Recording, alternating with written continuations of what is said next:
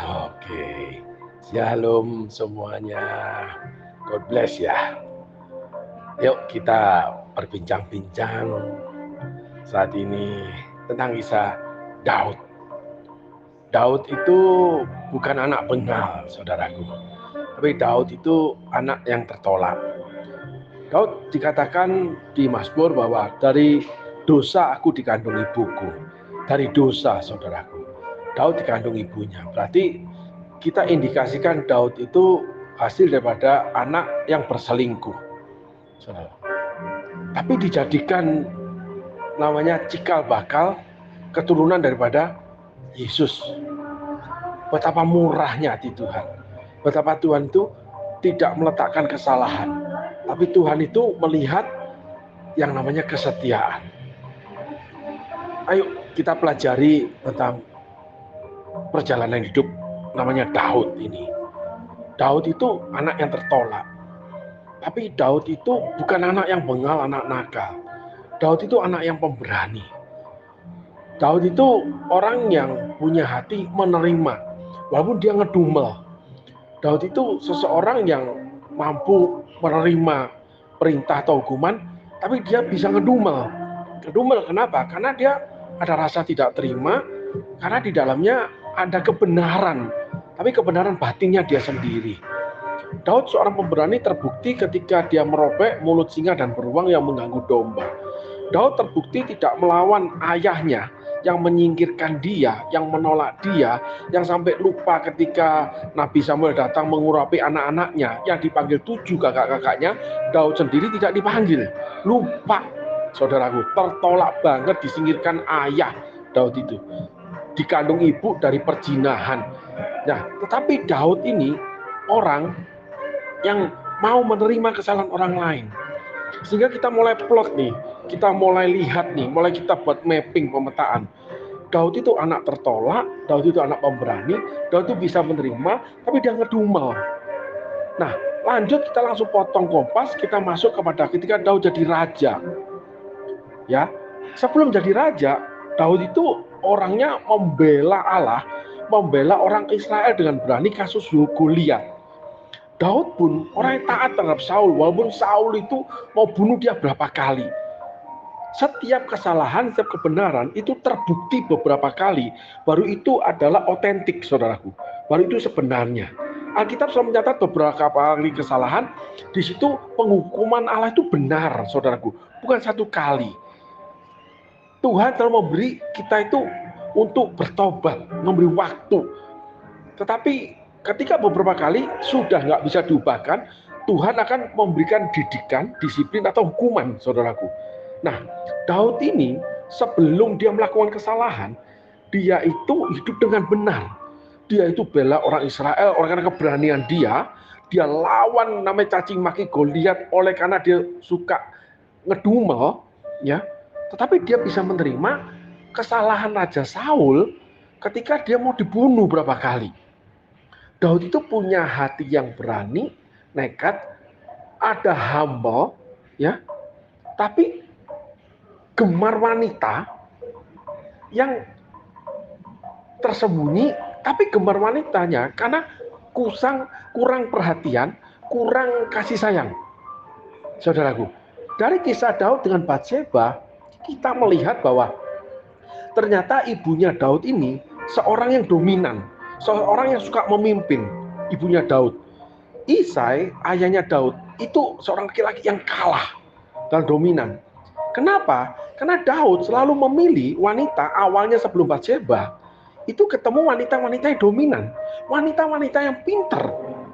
Dari namanya anak Saul, Abigail, Hagit, dan sebagainya. Orang-orang yang punya kedudukan, orang-orang punya kemewahan, orang-orang yang punya kehormatan, saudaraku. Ternyata Daud ini memiliki ibu yang membuat Daud memiliki pribadi seperti itu. Selalu memilih perempuan yang rata-rata lebih tua dari dia. Tetapi di dalam diri Daud ada suatu kebutuhan, kebinalan untuk yang muda. Nah, kita tarik kepada firman Allah bahwa takdirnya Allah itu bahwa perempuan dilahirkan setelah laki-laki. perempuan diadakan di dunia setelah laki-laki, dibangun dari laki-laki. Kalau Daud dibangun dari perempuan. Nah, ini kesalahan Daud nih. Tetapi Daud punya hati yang setelah itu berontak dengan keadaan.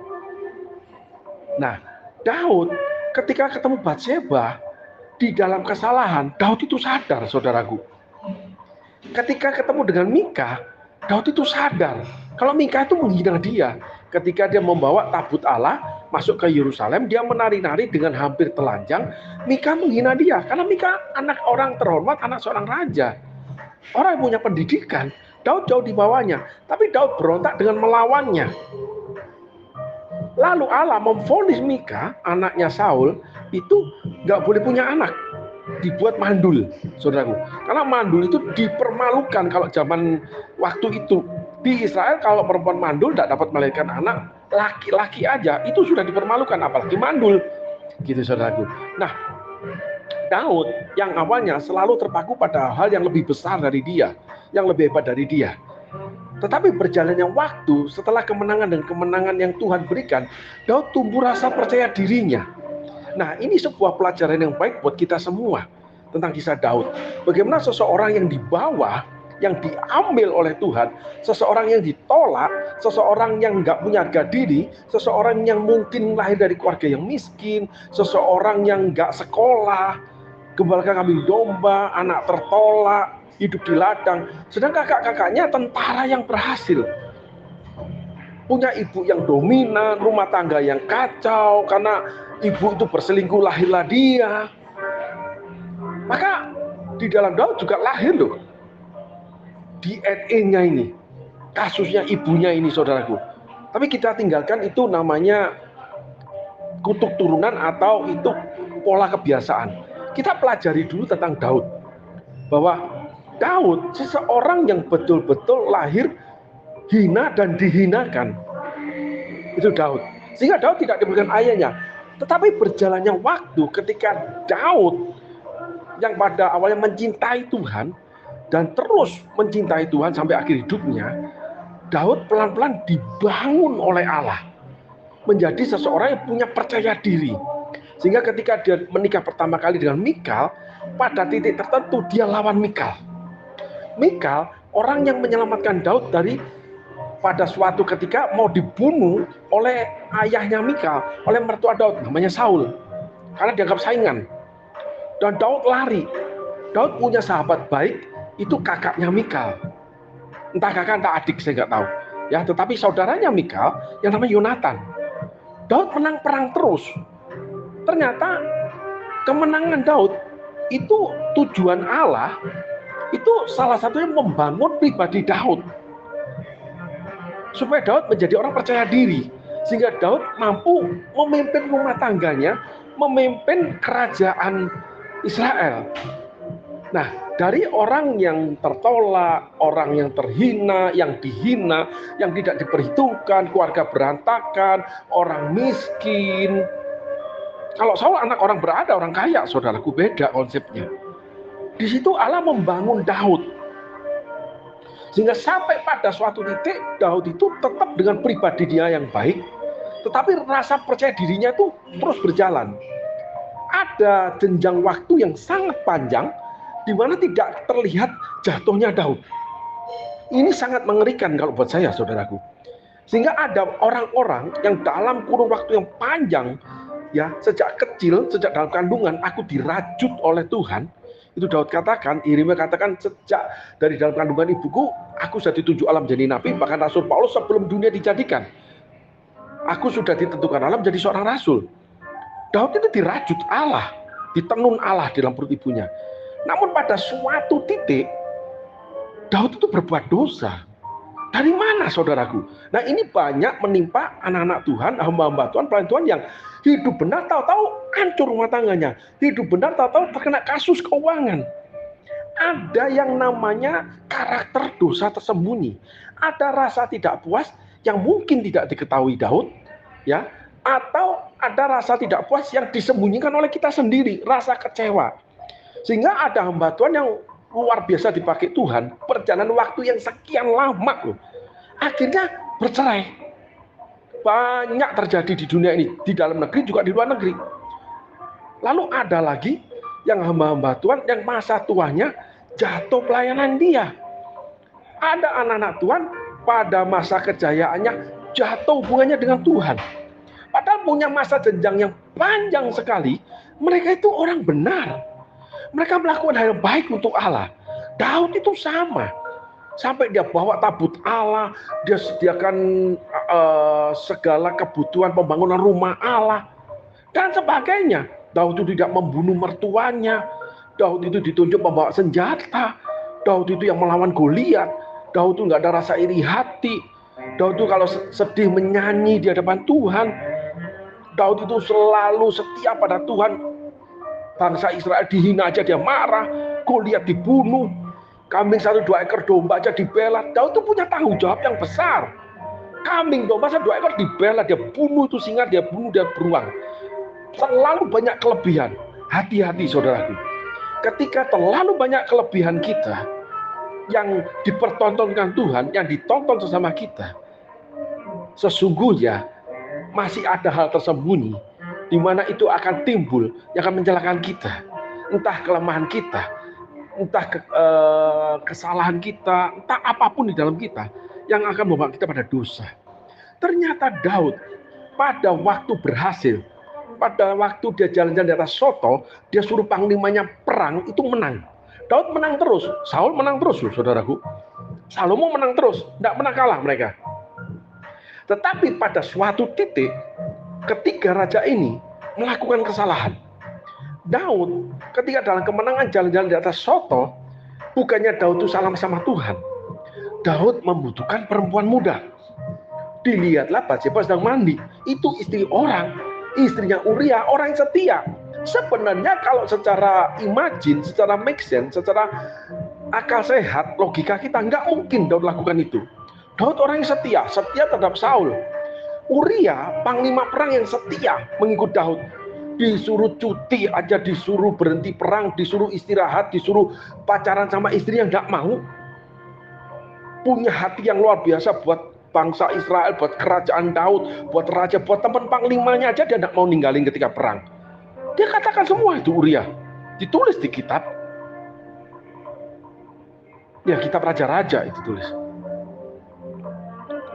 Tapi Daud begitu ketemu Batsheba, jatuh cinta Batsheba, itu kayak lupa diri saudaraku. Kesetanan benar-benar. Padahal tidak ditulis Daud itu kerasukan setan. Lupa diri, alpa, lalai, belai. Jadi saudaraku, hati-hati dengan kebenaran yang muncul dari diri kita. Hati-hati dengan keberhasilan yang kita raih, kita capai. Walaupun itu oleh karena Tuhan. Hati-hati dengan percaya diri yang kita miliki. Hati-hati dengan keberhasilan yang kita sudah capai. Hati-hati dengan kemampuan, talenta, skill, karunia-karunia, apapun kita lakukan yang menjadi kita berhasil. Termasuk salah satu hati-hati ketika kita menjadi benar. Karena pada suatu titik akan muncul ketidakbenaran dalam kita. Itu yang menakutkan dari kisah Raja Daud, saudaraku. Di mana akhirnya Daud itu blind, buta. Daud itu betul-betul kesetanan, lupa diri. Dia ambil Batsheba, dia tidurin, dia bunuh suaminya. Ketika mendapat penghukuman Allah, Daud tetap setelah menyelesaikan masa penghukuman, dia tetap kawinin Batsheba. Berapa banyak anak-anak Tuhan, pelayan Tuhan, hamba Tuhan tahu dia salah, dia minta ampun sama Tuhan, tapi dia nggak bisa keluar dari kesalahan itu. Ini sangat berbahaya. Benci terhadap pasangan, berpisah dengan pasangan, benci terhadap orang kaya, benci terhadap yang namanya gereja-gereja mega church, benci terhadap hamba Tuhan yang salah langkah. Semua itu menimbulkan suatu kemarahan yang menjadi tekad. Kalau Daud, suatu nafsu yang menjadi tekad. Karena memang dia dikalahkan dengan istri-istrinya. Karena istri-istrinya orang-orang hebat-hebat. Sebelum Batsheba. Nah, di situ ujian Daud gagal. Daud akhirnya tetap menikahi Batsheba. Bahkan anak Batsheba dijadikan raja pengganti dia. Tetapi Tuhan balaskan kesalahan Daud dengan Daud sakit di masa tuanya. Daud itu mati dalam sakit dan lama dia sakit tanpa bisa berhubungan intim. Karena yang diberikan oleh bangsa Israel, dicarilah perempuan paling cantik di seluruh negeri, ditemukan perempuan dari Sunem, di mana perempuan itu cantik, muda, baheno, seksi, dan segala macam di dalamnya, saudaraku. Hampir sempurna perempuan ini, bisa mengalahkan Batseba loh. Daud tidak bisa berhubungan intim, atau tidak mau berhubungan intim. Jadi ada dua, Tuhan akan datangkan penghakiman, penghukuman Tuhan untuk membuat kita tidak berdaya atau kita bertobat. Sehingga banyak hamba-hamba Tuhan, saudaraku, pada masa tuanya itu lumpuh pelayanan dia. Ada banyak anak-anak Tuhan lumpuh kemampuannya, lumpuh kekayaannya. Karena ada salah satu faktor, kemungkinan dia berbuat salah tapi dia kekeh dengan salah dia. Dosa yang timbul ketika kita benar. Kelemahan yang muncul demikian kuat, yang mendorong, tapi yang akhirnya membuat kita bertekad mempertahankannya. Mempertahankan tetap benci dengan pasangan, mempertahankan tetap tidak mau datang ke gereja, mempertahankan tetap benci dengan hamba-hamba Tuhan, mempertahankan benci dengan mega church, benci pokoknya segala sesuatu yang tidak disukai sampai mencapai titik di mana kelemahan itu bekerja, lalu kita bertekad memegangnya. Itu kesalahan. Jadi kita tahu kita salah, tapi kita tetap, salah satu contoh, tetap menolak pasangan itu yang paling gampang, saudara. Sehingga betapa banyak hamba-hamba Tuhan pada masa tuanya, ketika pada karir, pada awal hidupnya mengikut Tuhan, itu benar Tuhan angkat dia, Tuhan buat dia berhasil, membuat kaya, membuat hebat, baik yang bekerja, baik yang melayani. Semua top, nggak ada yang top. Yusuf menjadi top leader, Daud menjadi top yang namanya seorang raja yang gemar berperang. Saul seorang top, seorang raja yang gemar berperang, yang membangun negara. Ya, Salomo seorang top raja yang gemar mengumpulkan kekayaan. Semuanya Tuhan beri. Apapun disukai hatimu akan aku beri apabila kau tinggal di dalam jalan-jalanku. Apabila firmanku tinggal di dalam kamu dan engkau tinggal di dalam aku, maka mintalah segala sesuatu, percayalah kamu sudah terima. Sehingga Daud diperkenan Tuhan, tapi ada satu dia langgar kesukaan dia. Ada satu kelemahan dia yang tahu tidak disukai Tuhan, yang tahu ditolak Tuhan, yang tahu itu dosa. Banyak anak-anak Tuhan, pelayan bahkan hamba Tuhan jatuh di hal ini. Yang artinya ketika engkau berhasil, engkau tiba-tiba muncul kesalahan itu, kelemahan itu, engkau tetap mempertahankannya, engkau akan pada akhir hidupmu, engkau akan berhadapan dengan hukum Tuhan. Engkau akan berhadapan dengan penghakiman Tuhan, engkau akan berhadapan dengan hukuman Tuhan. Kalau kisah Daud yang kita ambil, saudaraku, hati-hati. Sekali lagi, Daud di waktu hidup benar, Daud di waktu berhasil, Daud ketika dia menjadi orang top, Daud ketika dia tidak mendapati kesalahan hidup dia, tiba-tiba muncullah Batseba. Dan itu rentang waktu yang lama. Sehingga kita boleh belajar hari ini, walaupun kita benar dalam waktu sekian lama, sekian tahun, puluhan tahun, satu hal kita harus perhatikan, tiba-tiba muncul kelemahan kita yang membawa kita pada dosa. Yang kita harus hindari, kita nggak boleh kekeh. Tetap mempertahankan, bertekad tetap melakukannya. Dan itu akan membawa kita pada penghukuman Allah seperti Daud. Ya, kalau kita boleh belajar, ada kisah Raja Hizkia yang mirip-mirip. Ya, nah di situ yang mencegat orang-orang yang berhasil dibangun Allah, orang-orang yang sukses oleh karena dibangun Allah, orang-orang kaya oleh karena diberkati Allah, semuanya oleh karena Allah bekerja, oleh karena Allah memberkati, oleh karena Allah melindungi, oleh karena Allah yang mengangkat, semuanya Tuhan yang berikan, dan semuanya clean. Tetapi ada masa dan waktu pada suatu saat kita harus waspada, berjaga-jaga. Seperti Alkitab katakan, waspadalah, berjaga-jaga. Sebab iblis singa mengawal tidak menelan mereka yang lengah. Sesungguhnya salah satunya lengah diri kita yang lengah. Oleh karena tiba-tiba muncul nafsu yang kita nggak tahu. Orang yang awalnya hidup sederhana, ketika kekayaan datang demikian besar, tiba-tiba berubah karakternya. Orang yang biasa menjadi pelayan, ketika tiba-tiba diberi jabatan, berubah perilakunya. Ada sesuatu di dalam kita, benih-benih kesalahan. Ada sesuatu di dalam kita yang namanya akar-akar dari kesalahan yang kita nggak lihat. Ternyata Daud membutuhkan perempuan muda. Daud membutuhkan perempuan yang menghormati dia. Karena Daud tidak dihormati oleh istri-istrinya yang lebih tua, otomatis karena istrinya orang terhormat, orang pintar. Daud itu amburadul. Daud itu preman. Nabal itu dipremanin sama dia ketika pada waktu musim mengunting bulu domba, dipajekin sama dia. Nabal dibunuh Tuhan, istrinya diambil sama Daud. Daud itu tidak sekolah, Daud itu tidak terhormat. Perilakunya itu dengan hampir telanjang, dia itu menari-nari di hadapan rakyat Israel. Daud itu norak, Daud itu kampungan. Kalau makan pakai tangan berantakan kemana-mana, mungkin seperti gitu. Segala sesuatu barang berantakan, nggak rapi. Sakarpe dewi. Tetapi di dalam batin Daud, sebagai manusia yang seumur hidup tidak pernah dihormati, dia mendapatkan dihormati oleh seorang wanita. Nah, saudara harus waspada. Ternyata di dalam diri Daud ada sebuah rasa haus akan rasa hormat, di mana dia tidak dapatkan dari para panglimanya. Panglimanya memberontak semua sama Daud, anak-anaknya memberontak terhadap Daud, istri-istrinya mendominasi Daud, wanita yang dominan semua, orang-orang hebat di keliling Daud. Ternyata Daud butuh orang yang mau merendahkan diri sama Daud, itu Batseba.